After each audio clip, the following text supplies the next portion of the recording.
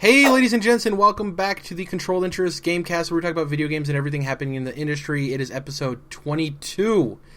How's it going, guys? As always, I'm joined by Jordan. How's it going, Jordan? Yo, what up, what up? And Dom. How's it going, Dom? Hello, Governor. Got myself a Vita, I did. Unfortunately, this was supposed to be the first episode with all three of us having a video feed.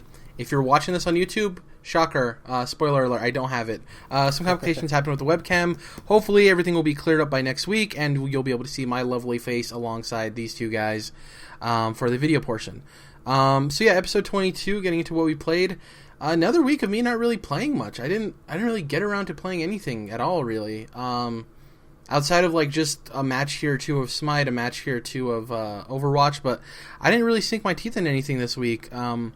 Yeah, it's just been a couple of weeks, so I haven't really felt like playing anything, you know? Been watching stuff? Reading stuff? I've been watching YouTube and stuff, but, like, I just, video games haven't really been my outlet for entertainment this week, it seems like. Yeah. Which happens sometimes. I'll probably get out of the funk next week, but, yeah, what about you guys? There wasn't really much I had going on this week as far as what I was playing or watching or anything. For me, it was really just Hyper Light Drifter. That came out on Tuesday. And beat that in 3 sittings, I guess. But that is going to be my topic, so I won't really spoil what I thought of the game or anything like that. And then, other than that, that's about it, man. I've been reading, finished up Goblet of Fire. I said I was reading that last week. And almost finished with Star Wars Dark Disciple, which is freaking awesome, dude. That's awesome. Is that, so, I'm unfamiliar, is that a reprint of, like, EU stuff, or is that, like, just a new book? So, this might have been the first new canon book. Basically, what it was is when Disney took everything over, they kept Clone Wars, and then the movies were basically the only things that stayed. Yeah, okay. And so, they canceled Clone Wars to move that team over to Star Wars Rebels. And so, we got Son of Dathomir, which is about Darth Maul, and that's a Dark Horse comic miniseries, and then we got Star Wars Dark Disciple, which is a novel based on unfinished scripts from the Clone Wars as well. So there was 2 little things that were used. They used the story from unproduced episodes, which is pretty cool, even though it sucks that the show got canceled. So this isn't the books that, like, some of them were, like, controversial that some people didn't like, right? This isn't those set of books. This is, like, a different thing. No, this is probably, I would say, the highest rated of the new canon. Okay. It's about Asajj Ventress and Quinlan Voss, and they're trying to go assassinate Count Dooku. Oh, cool. Yeah. That's I think Dooku's the only character I recognize out of all 3 of those, but it sounds cool. Duke. What about you, Dom? What have you been playing, watching, seeing? So, I was wrapping up Skyward Sword, and just before that final boss, the Wii died. It died? Like died for good? Literally froze up, gave me an error message, a discrete error, yada yada, thinking like, oh, well, okay. Try resetting the system a couple times, cleaning the disk off, every last thing, same thing. Tried some other disks, and the same result. So, you got a bunk-ass Wii, bro. How does an underpowered piece of hardware overheat? Well, I did buy it used, and that, so I wasn't. Yeah, true. You know, I wasn't overly surprised or upset, but I was able to return it still because since it's used, they give you 2 months as long as if there's a problem with it, you can return it. What a deal! That's awesome. Yeah. So, and I was like just under 2 months too, so I was really lucky. But since I didn't finish the game though, and they didn't have another one, so they couldn't replace it. Of course. So because of that, I just watched a YouTube video of the final boss fight because I just had to see it. That's fine. I think that's perfectly fine considering circumstances. I had to close the thread there. Couldn't just leave it. Yeah. Sure. So I didn't want to buy a whole new Wii and go through the hassle of everything because that's really the only game I wanted to play. Yeah. So did you just get your money back from them or what? Yep. Okay. So I got my money back for the console itself, and then for everything else, since it was still technically functioning, I just traded it into them since I obviously didn't. There's no need for it. Yeah. Yeah. Yeah. So I got some store credit at the used game shop that I don't know what the heck to do with. So yeah, so that's how that went. My little Wii experiment. Otherwise, You got a Vita! Yeah, playing a little Vita.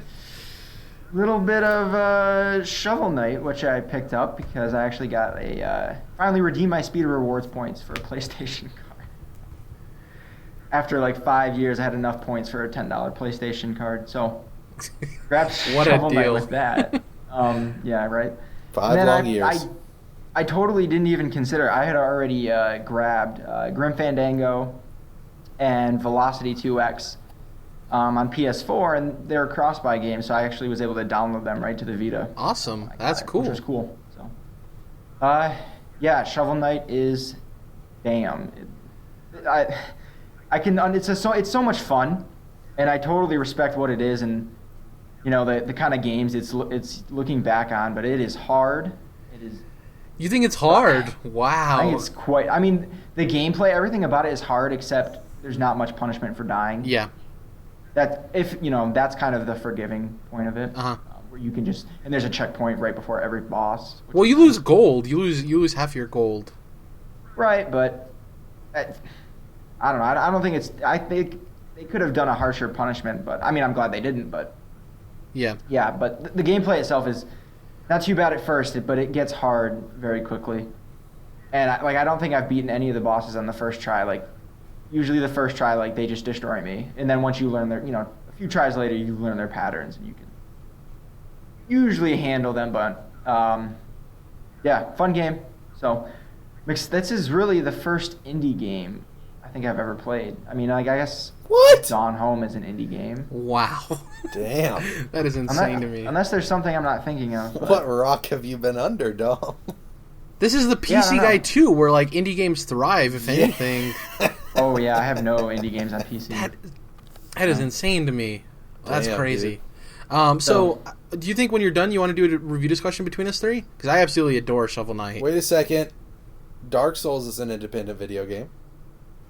Well, Boom shakalaka. Right. It is. What is that? It is. I guess They're an technically, independent studio. but I don't know. Maybe think of like a smaller scale indie game. I'm thinking. Yeah, I get what you're saying. Semantics. I'm just saying, like, technically, From Software is an independent studio, just like Insomniac's an independent studio. Yeah. I think he's thinking of like Little I Indie. But they use Sure. publishers, though. Well, yeah, but indie developers Right. use publishers too. Like, they'll partner Okay. up. Like, Hello Games is an independent developer, but they're partnering with Sony for No Man's Sky. Yep. Okay. So Little I Indie. As long as they're not owned by a publisher, then they're independent. The more you know. Same thing with, like, it's the same way with music. You know, there's, like, indie bands that have hundreds of thousands of people at their concerts. It doesn't make any sense. But An indie band with 1 million followers on Twitter. It's like, okay. Yeah, exactly. Is that it? Just Shovel Knight? So I didn't want to cut you off there. Okay. That's what I've been playing. Yep. That's awesome. I'm glad you're finally playing Shovel Knight. It's one of my favorite games of all time. I'm love that glad game you're so much. finally diving into the thriving indie scene, Dom. I know. That's it's why awesome. I wanted the Vita. I mean, it's a great excuse to play a lot because there's not much else on the Vita. Yeah. Sorry, I have a question for you. Maybe one of you know. Limbo always stayed exclusive, right? It never came to PlayStation? Oh, no, it's on everything. It is? Is it on Vita? It is. Have you ever played Limbo, Dom? No. You should try I think it. it's- I think it's I think it's free on even- Xbox Live. I don't know if it's free on PlayStation right now. You should check into It's it. not. It's not? Pretty sure that's even on iOS. Yeah, it's on a lot of stuff. I didn't know if it ever came to PlayStation platforms, so... I actually don't know if that's great for the Vita, though. Just because I think, like, sitting in front of a TV, maybe with the lights turned off and some surround sound or headphones, I think that would be more the way to go. Yeah, but Dom said in the past, though, is for those kind of experiences, he just wants it on handheld. He doesn't like playing those on a TV. Like, I mean, that's just a mental thing I Yeah. got going on. I just feel like I have this powerful console. I want, to totally max it out. And if I'm able to, play a less demanding game on a handheld, because handhelds are simply better and more accessible and easier to play. Yeah. But obviously the games, are less. Because like Which is where I'd rather play those games on a handheld. Yeah, because I personally own Shovel Knight on 3DS and on my Xbox One, and I love playing it on my Xbox One. Turning up that soundtrack, just going through that game, like I love it on the big screen. But to each their own. Let's hop into the news stories here. The first news story comes by way of Chris Pereira over at GameSpot. And No Man's Sky on PS4 doesn't require PlayStation Plus. No Man's Sky does have multiplayer support, sort of. No Man's Sky can technically be played online, but it won't require PlayStation Plus subscription on PS4 in order to do so. Sony confirmed this with Game Informer. PS Plus won't be a requirement to play online. However, you will need to be connected to the internet for your discoveries to register with the Universal Atlas. I don't think this is any surprise. I don't think this is a surprise to you guys either. This game barely has multiplayer as it is, so it's not shocking that you would not need PlayStation Plus, right? This didn't come as a huge surprise to me. It doesn't really even seem like news, but I guess anything revolving around No Man's Sky, you want to talk about and get those news headlines up there. So, I think that's pretty much it. I totally agree with that, though. I was just going to say that it would almost be a bad decision for them to require PlayStation Plus because of the fact that the multiplayer aspects are so light. Yeah. And you do want to have as many people as you can, going around discovering planets and doing all that stuff. So I think it's a smart choice. It reminds me a lot of Dark Souls where, the multiplayer it's really cool, but it's not vital and it's so small that it's not really worth having a subscription just to do that little thing. But even then, I think Dark Souls, as minute of the multiplayer as it has, I think it's still way more substantial than this. I think this is like, you'll see somebody rant. The thing is so expansive that the chance of you seeing somebody A to begin with, and then B, like, it'll probably be like a weird like hologram thing, kind of like Dark Souls, but I doubt you'll be even able to interact with anybody. So you'll be even more limited. Yeah, we'll see. The next story here, this comes by way of Thomas Bayeri, I believe is what you pronounce it, over at Polygon. He writes, the new Prey will not be like the old Prey. Prey will have no tie to the original, which this part doesn't really come as too much of a surprise, but I want to get into it for the basically inspiration for the game section. So Prey's not the new Prey. Yeah, it's not like the old Prey. Prey is not a sequel. It's not a remake. It has no tie with the original. Arkane Studios creative director Rafael Colantonio stated in an interview recently released on Bethesda's YouTube page. You have to look at it like a reimagining of the IP, which most of us kind of already understood from the E3 trailer. Has nothing to do with owls or anything spiritual. Looks a lot more dark, a lot more horror-tony, a lot more atmospheric. So the Prey property has had one key issue throughout its development: getting released. The first Prey was announced in 1995 and changed hands several times before it was finally released by Human Head Studios in 2006. The planned sequel, Prey 2, was leaked in 2011, saw several delays, and was ultimately canceled in 2014. The upcoming game, simply called Prey, also leaked in 2013, will not use any assets from the canceled sequel. Isn't really a surprise. This is the really cool part. In the spirit of the game's main inspiration, System Shock 2, Prey will be a first-person shooter with role-playing elements and an emphasis on narrative. The creative director also reconfirmed the main character, Morgan Yu, can be played as a woman or a man. Nice. Why are people not doing more of this?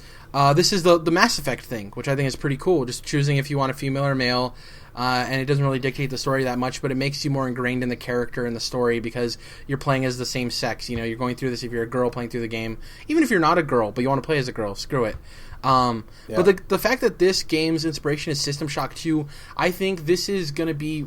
I think they're going for BioShock. I think they want Prey to hit on all cylinders like the first BioShock did. If you want any inspiration for a game, System Shock 2 is a hell of a game to be inspired by. What do you guys think about Prey's future now that we heard what its inspiration is? I can't talk. Well, so that description sounds amazing. Yeah. Yeah. And that trailer was totally BioShock-esque. Totally makes sense now, right? Yeah. I'm into it. I'm excited. Yeah, and I am too, man. So the cool thing with BioShock is you felt like very claustrophobic at times in the world of Rapture, and it seemed like, I don't know if this is on a space station, it seems like that's where it's going to take place, but it seems like you're definitely going to get those same vibes, which I'm all for. Yeah, so I'm super stoked about that. I'm super excited. Arkane knows how to handle games, obviously with Dishonored, so I have no cautious thoughts about this game moving forward. That's so interesting, though, what you were saying about the history of it. Like, I had no idea the original was debuted in 95. That's insane. I had no idea either before I read this article. I was like, talk about turmoil. Last Guardian. Last Guardian type stuff. People have been talking about Prey 2 for so long. I want to see those assets from that canceled version of Prey 2. These are the stories we want. These are the documentaries we want, Netflix. Yep. So, coming by way of Patrick Klepek over at Kotaku, the guy that writes almost all their stories, it seems like, Life is Strange is getting adapted into a digital TV series. Square Enix announced this today, as of writing the story.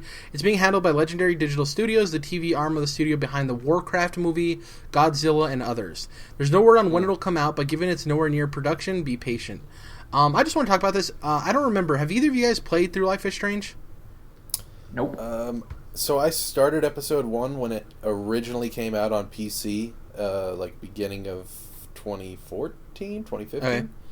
And then never really got into it. And then just now they announced that episode 1 is free on all platforms, so I went ahead and downloaded that on PS4. Awesome.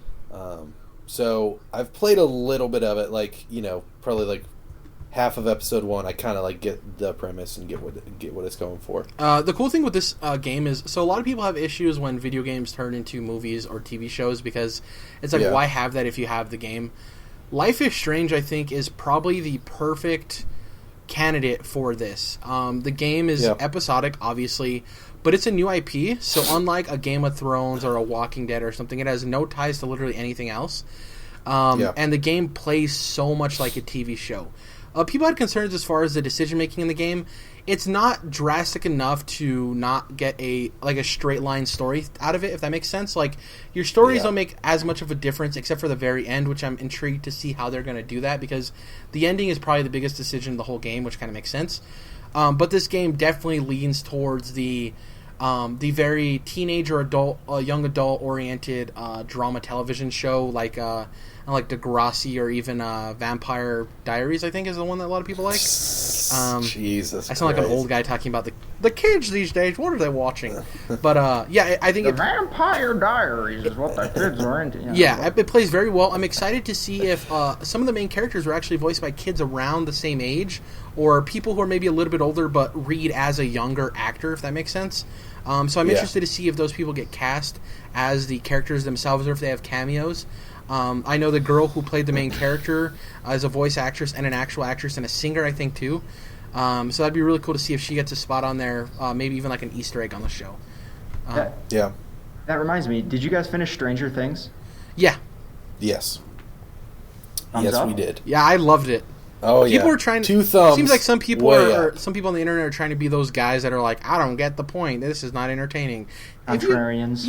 That show is just a good time. Is it Game of Thrones? Is it like some top tier like Breaking Bad or something? Though I didn't really like Breaking Bad. No, it's not something crazy, but it is a quality product. I enjoyed it.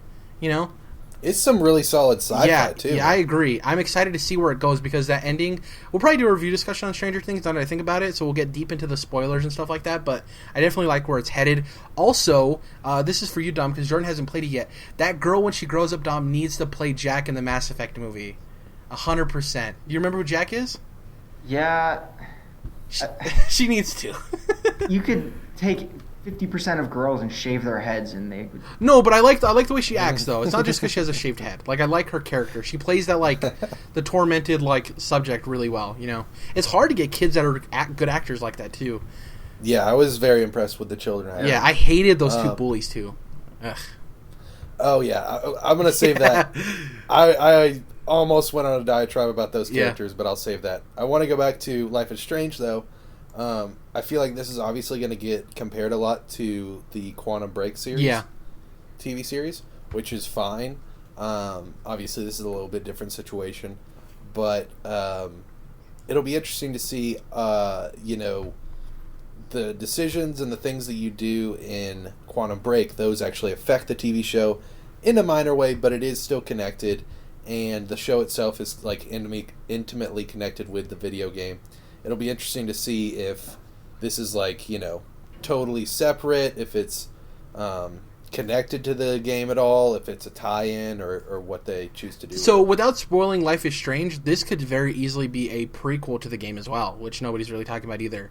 There's a lot of story before this game happens that you could definitely delve into. So I'm interested to see, because it says that a Life is Strange TV show hasn't stated if it's taking place during the game, before the game, after the game. You don't know. So I'm interested to see where they take it. There's a lot of avenues they can take. And hopefully this gets a really good budget, because some of the stuff they need to accomplish based on the game, as far as like the whole game is based on rewinding time. So hopefully they have it's got some sci-fi. Yeah, so hopefully they have a really good budget for it, and I can't wait to see the casting that comes out. We're still far away, but excited nonetheless. So we're getting to the Nintendo news here before we hop into the topics. This story comes by way of Brian Ashcraft over at Kotaku. Nintendo losing more money than expected. You guys probably heard this story throughout the week. For the most recent quarter ending in June, Nintendo showed a 5.1 billion yen loss, according to Routers, an analyst who were predicting a 4 billion yen loss, but don't worry, there's hope. Isn't that only like $40 though, Jared? Only $40, yeah. Nintendo showed a group net loss of 24.53 billion yen, which accounts for relative to $232.1 million, which is quite a lot. And this comes as investors were confused over how Pokemon Go will benefit Nintendo. Obviously, their stocks took a plummet because people realized, Nintendo doesn't really have a hand in this at all, really. Nintendo, who has 70% of its business outside of Japan, blamed the larger-than-expected loss on the strong yen. Sluggish hardware sales didn't help either, obviously. During the same period last year, however, Nintendo netted a 1.15 billion yen profit. For the rest of the financial year, Nintendo forecasts its operating profit to climb 37%. More optimistically, Pokemon Go has shown huge potential for other Nintendo smart apps, and there's also the NX around the corner. I think they'll definitely see an increase in revenue as far as you have Sun and Moon coming out, obviously. When they announce the NX, if they put up pre-orders, that's going to spike. I'm not really concerned about this. This isn't surprising, right, to anybody? And either of you guys? Is this surprising that they lost so much money? No, I think you did make a surprising point to me. You said that 70% of their business is outside of Japan, and that's something that can be said for Sony too. I mean, not exactly that same percentage, but like Sony unveiled the PlayStation 4 in New York and then launched it in America way before it ever came out in Japan. And so I'm just starting to see like these companies, these Japanese video game companies, are becoming more global and less attached to their home country.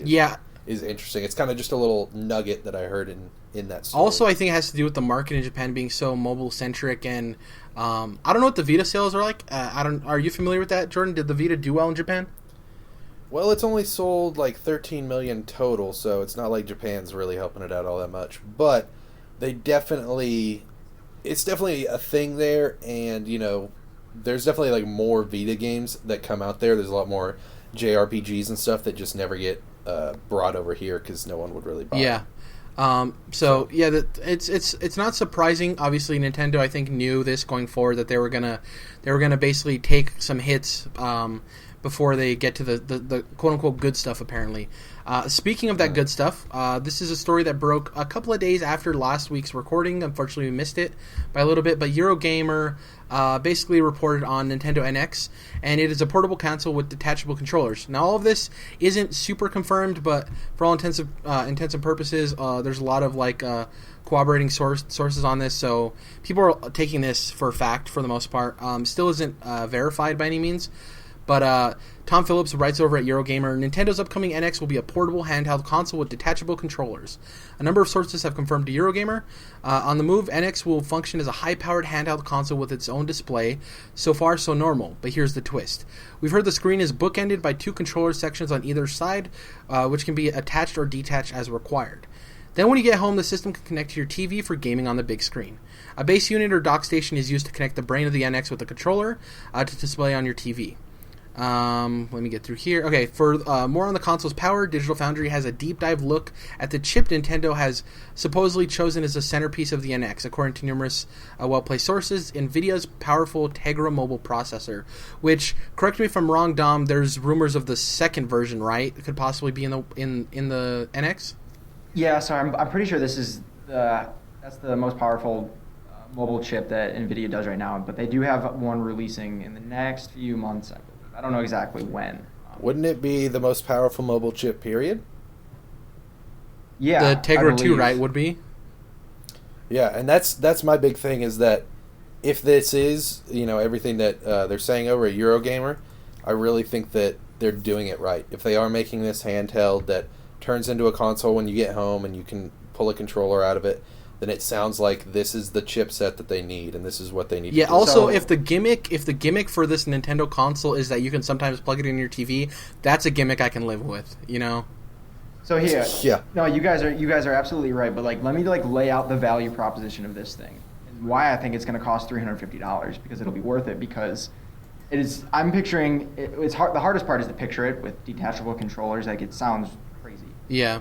I'm sure once I see it, I'll be like, oh, okay, yeah, like that makes. Well, they do it sense. for cell phones, so it's not too outlandish. I can kind of picture in my mind a little bit. Yeah. So that part's a little hazy, but so the value proposition being, imagine like having a 3DS that's maybe a little bit bigger, way higher res screen, can play literally like Wii U quality games, because that's about as powerful as this chip is, which is astounding for a mobile chip, right? Yeah, I think it's great as a mobile chip. Yeah. Right. So near current gen experiences on your mobile device. But it's going to have to be even better than that, because remember they were saying that Zelda's going to look better on NX than it would on Wii U, which means that it could possibly be the Tegra 2. That's what people are speculating. Right. Yeah. Yeah, it's going to have to be a step above Wii U for it to have improved visuals. And so on top of having that powerful mobile device, you can also come home, pop it into a quick dock, and then play everything on the big screen. The only thing that would upset me and kind of ruin this for me is if there was extra processing power in that dock or something like that, where the experience was a little bit different on your TV. I don't know. That may be awesome, dude, because you're not going to be able to pack. There's no way you're going to be able to pack like a full PS4 sized punch into a. Also, device, that actually benefits Maybe both experiences too. Right. Exactly. Maybe you want that extra punch when you get home. Because think about it.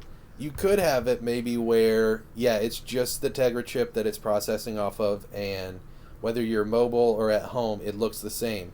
Or you could have it looking great on mobile, because we know the Tegra can do that kind of stuff, and then it looks amazing on your big screen because it's actually full 1080 or whatever. I would just prefer it to be more unified across both systems. Now, if the only thing that was sacrificed from one to the other was resolution, then that's fine. Yeah. And that makes total sense. If the frame rate sucks on mobile when you're out in the go, then fuck that. Yeah. Right. Sure. I think I hope, Jordan, you're kind of right with that, just for the simple fact that it'll give me a reason to plug it into my TV. Because if it's just as powerful mobily as it is like plugging into my TV, I honestly would much rather I like mobile devices. They're great to play on, man. And if you're telling me I can get a console-esque experience on a handheld, I'm in 100%. See, I'm usually the opposite, so it'll work both ways for both of us, I guess, where I'd like to have that mobile experience, but I would love to come home and bump it up to higher settings on the TV. Yeah. Real quick, I want to finish this article before we head into the topics and stuff. It basically talks about how Nintendo has not made any official announcements regarding the NX, which is due to launch in March 2017.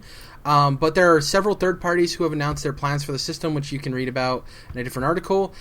We had Yves Guillemot on a story last week talking about how he actually likes what it's going to do for the industry. And we also had Take-Two CEO, which I don't remember his name, sorry about that. He was talking about how the NX, he's excited for it. So there's two big third-party people that are saying that they're excited for this, and that's one of the biggest issues that Nintendo needed to fix. And if it is fixed, that's going to be great.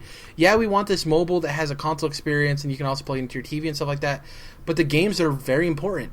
We all know Nintendo makes good games, but it needs third-party support to help move units. So the other part that's going to play into that, and this is what I was telling you guys earlier, is that if this is true, then this pretty much extinguishes any chance of there being another 3DS or any separate mobile device, right? Yep. So all those dev teams that previously worked on 3DS games are now free to work on games for just this console. So they'll have a lot more dev power just, behind Nintendo without third parties, hopefully, than they did on Wii U. Because you're right, the biggest problem they've been having is portfolio management. They just don't have the quantity of content.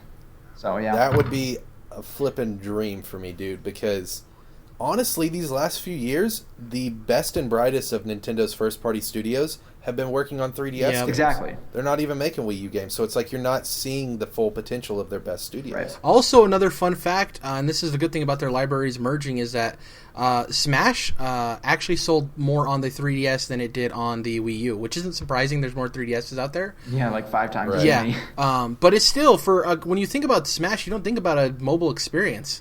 You don't. Right. You think about a console experience, and it's crazy that it's sold Right. that well. And I think the best, going to your point of managing a library, the best way to manage your library is to take your 2 separate libraries and mush them into one, and let everything rise to the top. That's the best. And I think that's the best thing for them, because they know they really can't compete fully in the console market as just a console, and they know they do mobile well. So I think they're hitting on their strengths, So, any closing thoughts on this whole Nintendo NX thing before we move into the topics, guys? Anything else you guys want to throw out there? So according to this same report, we're supposed to hear more about this officially in September is when. Yes, September. Rumored to be unveiling. yes. So, Over around Tokyo Game Shows when it's rumored that week or a week after, or a week before, but apparently sometime in September. So for me, I would say, just my own feelings personally, this seems like the most substantial information that we've gotten since they announced it last year, and we've just been getting leak after leak after leak, or patent after patent, and this really seems like the most substantial info. And not only that, if this is the correct info and this is really what it is, this seems like this is the most exciting info that I've heard about, and the most exciting pictures that I've seen. Everything up until now had me really shaky, but this seems like this is the striking the balance between on the go and at home. Yeah. So the thing I was thinking about with the detachable controllers real quick is some of us were thinking, especially me, I was worried that you would detach these things from the mobile part and then you kind of have like a Wii setup of like the nunchuck and the other thing, right? Yeah. But maybe it's that you just detach those so that way it does fit into the dock, and then it has ports for a Pro controller, stuff like that, Maybe you don't even use the parts you detach as the controller. That's what I was thinking. Or you detach them from your mobile thing, put the mobile thing in the dock, and then put the controller back together to make one single thing. See, this is just so bizarre. Like, I can't picture it. I can't even begin. Yeah. I really want Nintendo to strike while the iron's hot, though. This is a lucky leak for them. A lot of the leaks were weird, and people were getting skeptical about it, even us. But this news that we've heard about is actually getting people excited, and I think they need to strike when the iron's hot, man, because it's all about controlling your message, which we've talked about 100 million times. Right. I think that they've missed that boat, and I think unveiling it so early without any information for them to say officially was a big mistake. Yep. So hopefully they can recover.